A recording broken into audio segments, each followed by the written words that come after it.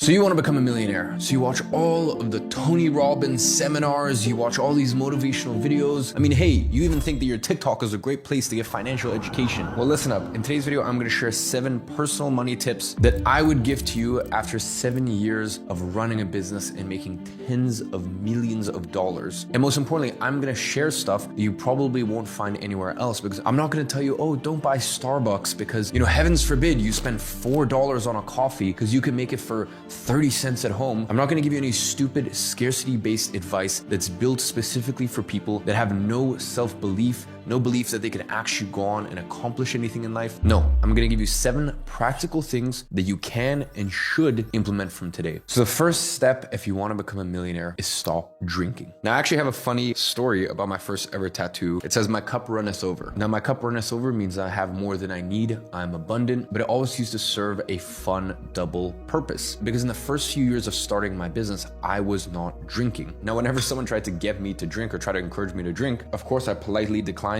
And if it kept going, I used to joke with people that didn't know me. I went, "Listen, I'm a recovering alcoholic. I can't drink." And of course, because I was young, they're like, "You're lying, you're joking." And then I used to show them this tattoo. And I used to say, "I have this tattoo that says my cup runneth over," because, my cup was always overflowing with alcohol. And it was funny because at that point, they would always get super apologetic. So anyways, the reason I tell you this story is just because it brings back memories of the first couple years of my business when I hadn't made $1 million yet. I hadn't made $1 million after tax. I wasn't a millionaire. And in that time, I did not drink for 2 reasons. First of all, think about how much money you have wasted, how much money you have spent on useless drinks at the bar, shots. So not only from a financial perspective, and I told you earlier in this video, I think it is absolutely ridiculous that people are so dumb to think, oh, you know how I'm gonna become a millionaire? I'm gonna save on my $4 coffee. It's honestly some of the stupidest shit I've ever heard, and I guarantee you any really high-level successful person will never give you advice like that. Whereas for alcohol, I would say don't spend money on it if you are trying to become the person that you want to become. Because listen, that's $4 compared to $40, $80, $150. Let's say you're having a fun night. You buy 5 cocktails for yourself. $15 a pop, great, $75. Let's say you cover it for your friend. You get a little drunk, you get a little woozy, and you're like, you know what? I'll get this one. Great, you've just wasted $150 on alcohol. And don't forget, you would have had to earn something closer to, depends on where you live, $200 to $250 in order to actually make that money, because the rest goes to tax. So not only have you spent all of this money on alcohol, you have then woken up with less capacity to think clearly and less capacity to actually make money and make your way to that millionaire status. Now, ladies and gentlemen, me at the stage that I'm at, I have a long track record in business. I have the most incredible team. Between all of my companies, I have over 150 employees. So luckily, if I want to have a drink here and there, it doesn't really change my life and it doesn't really affect things. When you get to a certain position in life, that doesn't mean that you should ever slow down. You still need to put your foot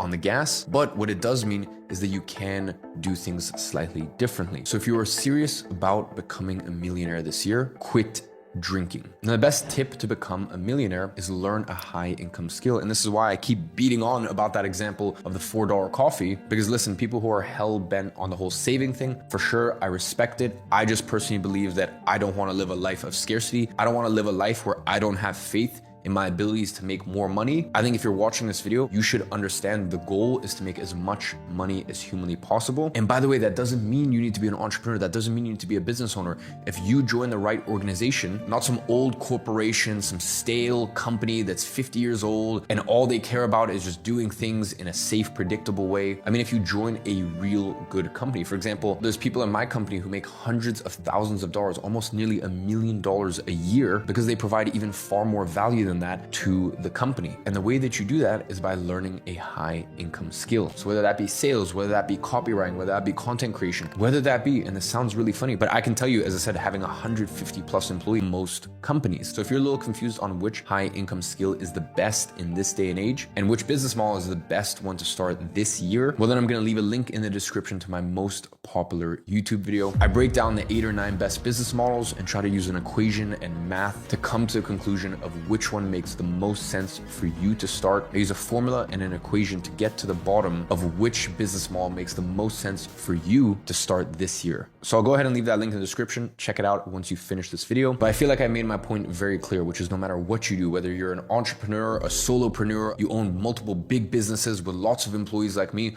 or you work in a company and you see a clear path to making a lot more money and you want to provide value to that company, which is why you are dedicated to learning high income and high impact exact skills. Whatever it is, just understand that it is far easier to get to millionaire status by increasing your earning potential rather than being scarcity minded and just thinking, oh, I'm gonna save my way. Over the next 17 years, I'm just gonna save my way to a millionaire. Is that really an inspiring life to you? Now, the next way to become a millionaire is have a specific amount each week that you put in a separate account to invest. Now, it's funny, in my position, I've seen so many people make millions and millions and millions of dollars, tens of millions of dollars. In fact, I even know people who have made hundreds of millions of dollars and still lost it all. So it doesn't matter if you can become a millionaire if you can't even stay a millionaire. And investing, although it is slightly tedious, it is slightly boring, will help you get to that millionaire milestone even quicker. And this is something that I even apply to this day. My CFO takes 100 grand in profits in dividends, moves that money to one of my banks, siphons it off to a specific account, and in that account, I specifically have cash reserves tucked away for investments. Now listen, of course, I have worked extremely hard over the years to get to a point where I'm putting away 100 grand a week minimum just for my investments, but it wasn't always like that. I started off with $5 a week. I remember I was 16 years old when I first read Tony Robbins' Money Master the Game. And the second I read it, I created a separate bank account. This is like literally right as my business was first starting. So I had my main account and then I had my investment account. And every week from my main account, I would just send £5 over to my investment account because I knew that if I didn't get in the habit of putting away £5 a week,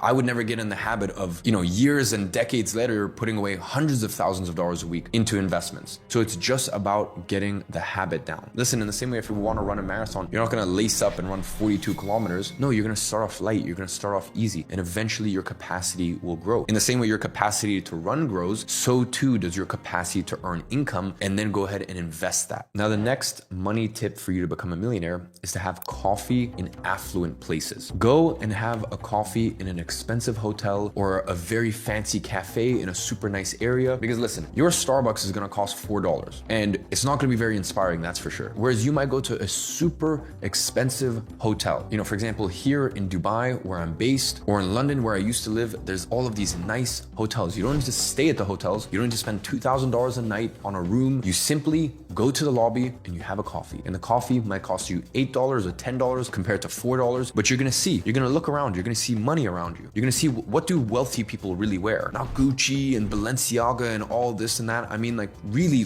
properly wealthy people. You're gonna start to realize the really wealthy people, they wear stuff like this. Loro Piana, Zegna, Brunello, Tom Ford, these sort of brands. They wanna blend in. They don't want big logos and this and that. They don't wanna scream. So just simply through osmosis, you're gonna start to get a feeling. You're gonna start to get an understanding for how do these people move? How do they carry themselves? The funny thing is you're gonna find it in a lot of good establishments, or at least I found personally, people are far more respectful to the waiters. There's a lot more please, thank you, how's your day? I've personally found that to be true, even though there's a stigma around rich people and wealthy people that they're snobs or, that they're very disrespectful to staff and whatnot.